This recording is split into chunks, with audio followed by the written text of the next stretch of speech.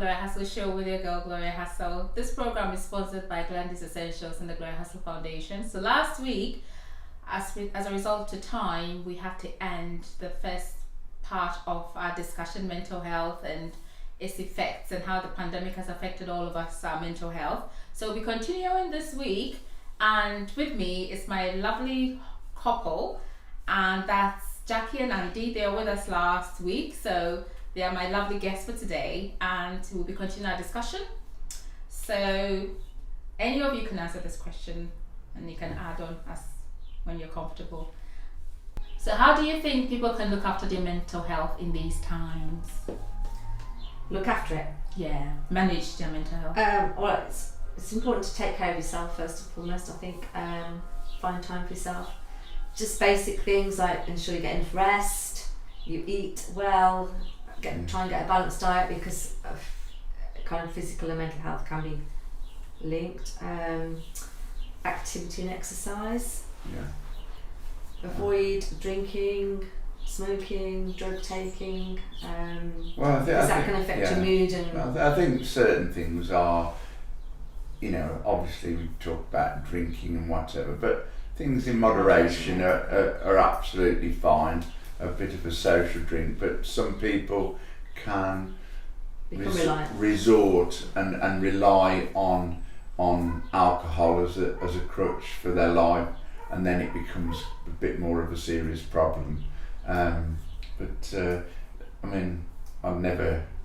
know people say smoking helps them with stress and things like that, but again, it's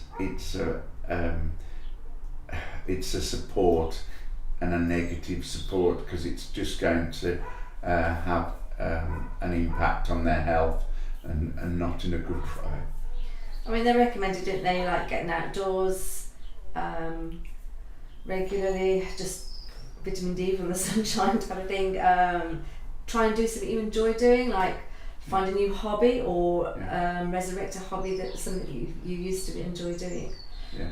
Connect with others. I was going to say, it's having that hobby. It's all very well having a hobby, but you've got to make time for it, and it's not a selfish act, because a bit like they do in the aeroplanes, look after yourself first before you help somebody else with the air mask. Yeah. I always think I use that analogy in your own well-being. You're no use to anybody if you're suffering and your mental health is poor. How on earth are you going to be able to look after your family and support your family and your children and whatever? So I always think it's a very good thing to make sure that you yourself are absolutely top notch before you can extend their help and hand to someone else. Yes. Yeah, connect with others. Try and be sociable. Try and maintain those friendships. Make an effort to maintain them. Keep busy. One of the things you were doing was because everything stopped for you, didn't it? Whereas I kept working. It was just like finding other things to do to keep yourself busy, and volunteering is one good way of doing that. Yeah. So I think that helps you as much as the people you're helping, because it gives you a sense of purpose. Yeah, massively, and it made. I didn't do it for any praise or anything like that. I actually did it for myself as much as I thought it was a good cause, and I was out and about delivering parcels, and I could see the impact it had on people. God bless you, thank you very much. You're the first person. Appreciation. And it actually made me feel good inside. The fact that I'd engaged with those people, and I thought that was absolutely necessary. Yeah, and then the big thing is, don't be afraid to ask for help. I think there's a big spotlight now in the media, isn't there, on mental health and making sure that you. It's okay. It's okay not to be okay. Is a big slogan, and I think that's very true. Once upon a time, particularly from professions that are the profession I was in the fire service, way back when it was male, virtually a dominated, male, would you say? Yeah, well, there there weren't any females in the fire service of days gone by. Anything where you're not okay was almost perceived as a sign of weakness. Man up, man up. Oh, don't be a wuss. Those type of things. And so a lot of it was hidden. And people were struggling alone. Yeah, yes, exactly. And I think for some people, they're good with their own company. But I would always implore people to get out and about and be sociable with others, because other people may well recognise and see traits in people that they are struggling. If you're stuck on your own, there's nobody else there, and you might not even recognise yourself that you've got a problem, but other people may well be able to see that and actually offer you the help and support that you need. So, do you think that mental health contributes to suicide? Do you think that people, all of these problems, struggles can lead to suicide? Do you think it's a cause of suicides? I mean, at the moment, I don't have access to any statistics to know what the impact of COVID has had on increasing suicide rate. But I would imagine it probably has, because people have been more isolated, haven't they? And probably, I don't know. No, but I also take the point that the awareness of mental health has been in the news. It's been in the news, it's been on social media an awful lot. So although I think generally, obviously depression, mental illness and poor mental health can ultimately lead to suicide, that people just can't see a way out of the spiralling of everything just gets on top of them and just don't see any other way out. I actually think that possibly, taking Jackie's point earlier, that it's made a much more, there's been a greater awareness of mental health, and that can only be a good thing, that people are getting the help that they so desperately need, and that people are recognising the traits. Even your average layman like myself, I'm not medically trained in mental health or anything like that, but are starting to even I can spot certain traits in people. I think I better have a word with them. Okay. So I think it's important that everybody, not just left to medical profession. I think it's everyone should get involved. I think it's become part of incumbent. education. Like in my role as a teacher, it's the focus now has been during this COVID period. There's been a much stronger focus on children's mental health, and we as staff have had a lot more training in it. There are a lot more support services out there. It's almost like a positive effect of COVID, really, because it's put it in the spotlight and raised the, what's the word I'm looking for, the profile of mental health issues. So there's a lot more support for children, like mental health support teams that work with schools. There's the curriculum itself. We're kind of like redesigning it now to make sure that we do sort of explicitly teach about mental health from a young age, like just learning about emotions and what emotions are and how to recognise and deal with emotions, and then as the children get older, understanding what mental health is, how it can affect people, and then as you get into secondary age group, it's more focusing on specific things like self-harming and self-destruction or kind of thing. I mean, eating disorders as well. And I also think that it's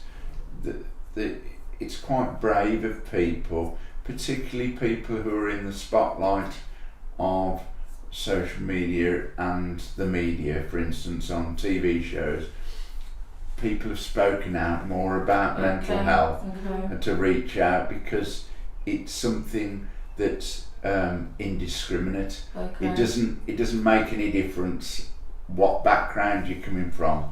There's so many people right across the spectrum that suffer from mental health issues that it could affect somebody in your family, or somebody you know. I don't think there's probably anybody in this country that doesn't know somebody or related to somebody that hasn't suffered or is suffering from mental health issues. Yeah. Okay, so also I just wanted us to talk about how mental health has affected education in general, both the young kids and university students, in your opinion. Well, we were talking earlier about this between ourselves, and think that from a university point of view, people have really missed out on that experience, particularly paying upwards of £9,000 a year to be stuck in a room doing video conference calling, tuition.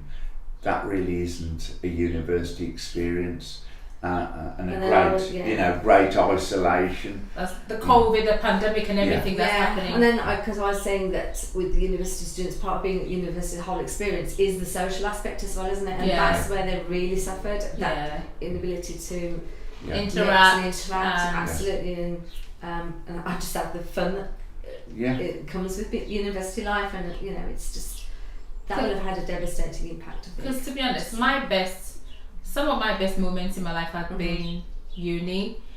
So the whole experience of going to university, because I grew up in quite a strict environment, upbringing. My parents are quite strict, and I grew up in Ghana. So coming to the UK at the age of 18, living on my own, and being exposed to people, to nightclubs, to parties, to bars and pubs. Newfound freedom. Fantastic! It's like, let's get the cat out of the house. I'm like, this is fun. So that was really good. There was partying, there was clubbing, there was everything, and it was nice. Like, I got to bond with people. I think I became more open, because I was like caged in quotes, because my parents were strict. I was more laid back. But I got the opportunity to come out and mingle and just build up my social skills as well. And I've made some of the best friends of my life. So I think students miss out on that opportunity. Some people meet their partners in school. Some people meet their best friends, their business partners in school, university, I mean. So I think the pandemic has deprived them of that social interaction. Well, I think that's very important, but not just the partying. It's been standing on your own 2 feet. Independence. Exactly. And having no safety net of your parents to ask, what do I do now? You've got to sort not that. Being able to go back home as well. Sorting out. They've not been able to travel, so that some of them have been stuck in halls of residence for months on end, and all their interaction effectively is on a video call with their tutor, and it's clearly that's not and that I think they have suffered. I suppose I'm thinking now completely at the end of the scale, like the preschoolers, whatever, for the very little ones, they will have had a sort of imminent impact on their ability to socialise with others. So part of early years provision is getting children to socialise and work with one another, and to build their social skills and their confidence, and just things like just being able to share things with other people, and having that interaction with others. That's being lost, so that they're kind of having to learn those skills from scratch. The very young ones, aren't they? Because they've not had it. They've not mixed with other children their age group, have they? They've just been with like their parents at home. But I think possibly the children sort of in the middle range of things. So I would agree that both very young and university students have probably had it the toughest. Those people perhaps in the middle, primary school children, really and truly, although it's sort of perceived that they've had their education dented and they've missed out on so much. Generally speaking, I think children are very resilient and have that ability, that bounce back ability as they call it, to just to take things in their stride, because they're not generally, children aren't worriers too much about things because they've got somebody to do that for them. And therefore, I think the older you get, the more impactive COVID has been, and other than the very small that have missed out on those very early years of life skills, particularly learning to share, and that can cause squabbles and all sorts. The only other age group would be those in the exam years, and your GCSE and your A-level years, because they've not been able to take their exams that they've worked so hard for, and not seen the qualifications or results that they might have got. Your teacher says it's not the same, is it? And you don't have that same sense of satisfaction, and it will affect perhaps employment and further education. And it would be grossly unfair, particularly if it's criticism is levelled at them. Oh well, you were awarded those, you didn't actually sit in the exams for those, and that's not fair because they're not even being given the chance. They weren't given the opportunity to take. So there's been, I suppose, in the middle age group, as any I suppose, because they've been at home and got used to that life at home, they've struggled to come back to school and integrate back into school. So we have had an increase, which we've noticed, of children who that reluctance to come to school in the first place, and disengagement when they're at school. Really? Yeah, for some children, So do you think it? But the majority, as you were saying. Do you think they've lost? Do you think they've lost the sort of discipline of having to conform in a particular way? Because being at home is at home, isn't it? Well, exactly, and a lot of people work from home. Pajamas, whatever. Well, you can stay in pajamas all day if you wanted to. Nobody knows what's going on underneath behind closed doors. Behind the camera, you're right. This is all time has for us, so we will end here. Thank you for joining us. This program is sponsored by Glandis Essentials, the Gloria Hassall Foundation, and my clothing is sponsored by Glandis Essentials. Take care, and I'll see you next week. We'll continue this discussion next week. Take care, and I'll see you next week. Have a blessed week. Take care. See you soon. Bye.